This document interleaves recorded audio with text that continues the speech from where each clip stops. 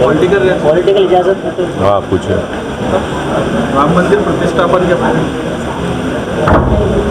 देखिए, ये जो आज के मौजूदा गर्मा गर्मी में तमाम सियासी जमातें तारीख़ को भुला रही हैं और एक मंसूबाबंद तरीक़े से तारीख़ को मस्ख़ करके पेश कर रहे हैं।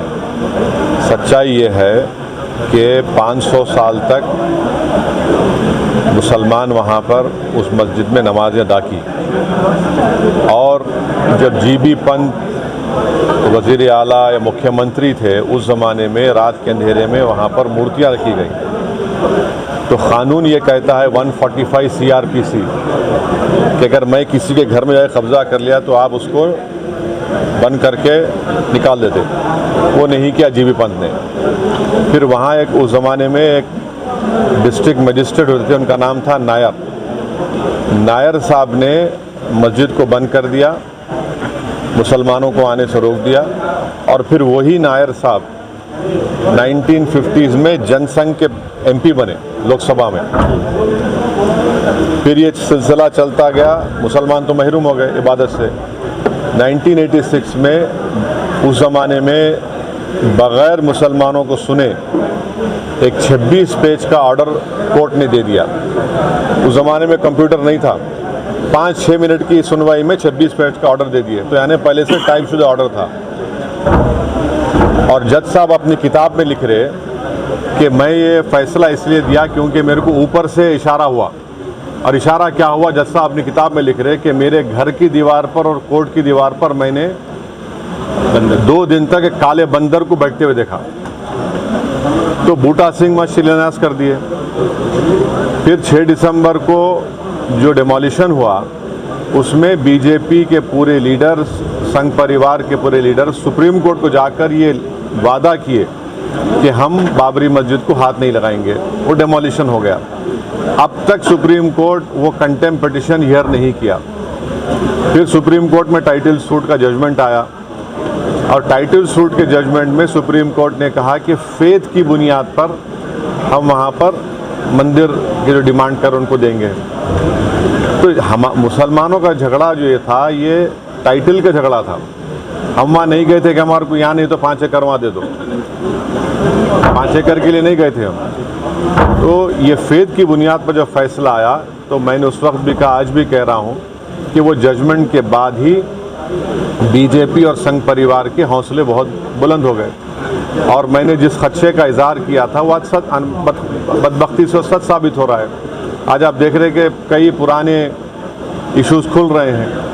तो जैसा कि सुन ली, सुप्रीम कोर्ट का एक साबिका रिटायर्ड चीफ जस्टिस ने अंग्रेज़ी में कहा था कि supreme court is supreme but not infallible. तो आज हम वही देख रहे हैं। और अफसोस ये है कि कोई 6 दिसंबर की बात नहीं करता, कोई जीबी पंत की बात नहीं करता, कोई डिसेस की बात नहीं करता। और जब आप इन तमाम सियासी जमातों से पूछेंगे क्यों नहीं बात करते, तो बोलते अरे भूल जाओ ना भाई तुम लोग। मैं इन लोगों से पूछ रहा हूँ, तुम्हारी बाप की मौत को भूल सकते क्या तुम तुम्हारी माँ की मौत को भूल सकते क्या? आप एक सिस्टमेटिक तरीक़े से इस मस्जिद को छीन लिए और कई इश्यूज पैदा हो गए। अब एक सिटिंग चीफ मिनिस्टर महाराष्ट्र का बोल रहा है कि हाजी मलंग दरगाह को मैं तब्दील कर दूंगा। सुनहरी मस्जिद दिल्ली का क्या किस्सा है बताइए आप। तो ये सब चीज़ें, ऊपर से मोदी ये चाहते हैं कि इससे मेजॉरिटी कम्युनिटी का वोट कंसोलिडेट हो जाए उनके लिए। और दूसरा उनका मकसद ये है कि भारत के मुसलमानों को उनकी हैसियत और उनका मुकाम दिखाना।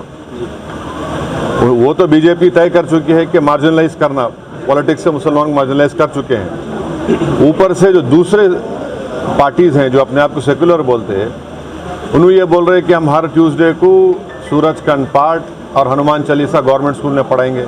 क्यों पढ़ाएंगे? गवर्नमेंट स्कूल तो गवर्नमेंट का है। गवर्नमेंट में पढ़ने वाले बच्चे हर मज़हब के मानने वाले थे, कोई मानता भी नहीं खुदा को। फिर ये सब जो चीज़ें हो रही है, ये क्या हो रहा है? इससे ये कोई सॉफ्ट हिंदुत्व नहीं है, ये एक्चुअल हिंदुत्व है। और फिर आज आप देख रहे कि सेंट्रल गवर्नमेंट ये बोल दिए कि 22 तारीख को आधे दिन की छुट्टी दे रहे। फिर क्यों बीजेपी रूल स्टेट्स मिलादुन्नबी के छुट्टी ख़त्म की है? एक दस्तूरी ओहदे पर एक शख्स फायज है, उन्होंने फ्राइडे के दिन लंच ब्रेक कम कर दिए। आज NCLT बोल रहा है कि 22 तारीख के दिन आधे दिन छुट्टी दे रहे। तो ये क्या हो रहा है? ये आप, इस मुल्क का कोई मज़हब नहीं है, ये मुल्क का कोई मज़हब नहीं है। ये मुल्क हर मज़हब को मानता नहीं, खुदा को मानता। आप ये बीजेपी क्या कर रही है फिर? असद साहब, कहीं ना कहीं ऐसा लगता है कि ये अपनी सरकार होते हुए ये मनमर्जी कर रहे हैं। एक कानून में ऐसा कोई अख्तियारात हैं कि कोई प्रधान मिनिस्टर इस तरह से अपनी मनमर्जी कर सकता है, कानून को तब्दील कर सकता है? ये अब चल रही है ना, अब चल रही है। नहीं, एज पर दी लॉ की अगर हम बात करें, कानून में छेड़खानी कर सकता है? देखिए, सच्चाई ये है कि जब पार्लियामेंट का इफ्तिताह हुआ था तो प्राइम मिनिस्टर को नहीं करना चाहिए था, स्पीकर को करना चाहिए था, क्योंकि स्पीकर कस्टोडियन होता है। मगर प्राइम मिनिस्टर ऐसा है ना, हर चीज़ में वही दिखना चाहते हैं। फिर इनॉग्रेशन भी उन्होंने कर लिए, स्पीकर साहब नहीं थे, अब ये भी वही करने वाले हैं।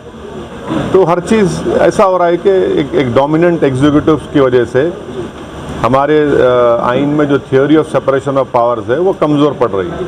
एक ड्राइवर्स का लॉ रिसेंटली अमित शाह ने जिस तरह से लागू किया था, एक ड्राइवर ने आपसे गुफ्तगू भी की थी ऑन कॉल, तो आपने बताया था कि आपने आवाज़ उठाई।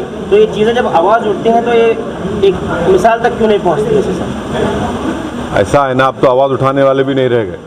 तो चलिए, अब कम से कम आवाज़ तो उठ रही है, तनकीद तो हो रही है। और वो जो क़ानून पास किया गया था, फौजदारी के 3 नए क़ानून बनाए गए, उसमें जो एक्सीडेंट में जो लोग की मौत हो जाती उनको जुर्माना और सज़ा बढ़ा देना, मैंने पार्लियामेंट में कहा था कि ये क्रिमिनल जूरिस्प्रूडेंस के ख़िलाफ़ है ये, मगर इन्होंने कर दिया।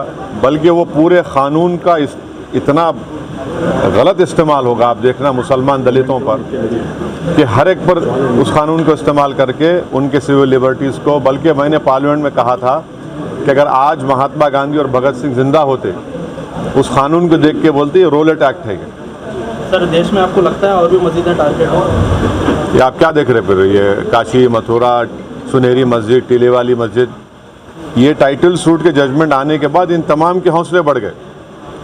हम फेथ की बुनियाद पर हम ये सवाल उठा सकते हैं। वो 5 साल पुरानी बात कर रहे हैं आप ऐसे। ये अब दिल्ली में आम आदमी पार्टी क्या कर रही है? शिवसेना के बारे में क्यों सवाल नहीं करते आप लोग? आप लोगों देखिए, सेकुलर ज़रूर रही आप लोग, मगर एक आँख को बंद निकलना, दोनों आँख से देखना। अब शिवसेना क्या है? उद्धव ठाकरे को सीएम बनाने में मेरा और नासिर उस्ताद का तो हाथ नहीं है, ना अल्ताफ भाई का है। वही उद्धव ठाकरे असेंबली में खड़े होकर ये बोले कि हमारी पार्टी ने बाबरी मस्जिद को तोड़ा। सब बैठे हुए हैं क्योंकि मंत्री का पोस्ट मिल गया उनको। आज भी उन्होंने बोल रहे वो बात को, हम तोड़े बोल के। पर इतने बहादुर नहीं है लोग, बुज़दिल हैं लोग। जब ये बोल रहे हैं तो उनको जब क्रिमिनल केस चल रहा था जाके बोलना था कोर्ट के सामने, हम तोड़े, हम कबूल करते जुर्म को। ये कहीं ना कहीं उनकी आवाज़ बिठाते हैं ना, आवाज़ को दबा देते हैं अगर कोई आवाज़ उठाता है तो। वो मैं इनकी बात कर रहा हूँ, इन लोगों की बात कर रहा हूँ। तो ये चल रहा है। ये INDA भाजपा और बीजेपी को टक्कर दे सकेगा? INDA को और INDA भाजपा और इसको बीजेपी को टक्कर दे सकेगा? देखिए, ये भारत की आवाम को आप अंडर एस्टिमेट मत करिए। जब भारत की आवाम इस बात को महसूस कर लेगी कि मैजिक शो चल रहा है और मैजिक शो में ना नौकरी मिल रही, ना महंगाई कम हो रही, ना चीन हमारी ज़मीन छोड़ के जा रहा। मैजिक शो में मैजिशियन क्या कर रहे? वो ऐसा टोपी में से खरगोश निकाल रहे, खरगोश में से एक फूल निकाल रहे, फूल में से एक फुलझड़ी निकाल रहे। पब्लिक उसी में खुश है। तो एक न एक दिन ये मैजिक शो ख़त्म होता। स्कूल में मैजिक शो देखे ना आप लोग, मैजिक शो ख़त्म हुआ था, उसके बाद क्या होता, सब जने क्लासरूम चले आते। अभी मैजिक शो चल रहा। अच्छा साहब, चलते मियाँ भाई के लिए कुछ मैसेज अपने मियाँ भाइयों के लिए? क्या है? नहीं भाई, आप लोग मस्जिदों को आबाद रखिए, क्योंकि कुरान में अल्लाह मुसलमानों से कह रहा है कि जो लोग अल्लाह पर और आखिरत पर ईमान रखते हैं वो मस्जिदों को आबाद रखें और किसी से नहीं डरना। मस्जिद को आबाद रखिए, आपका बहुत सा बड़ा काम हो जाएंगे।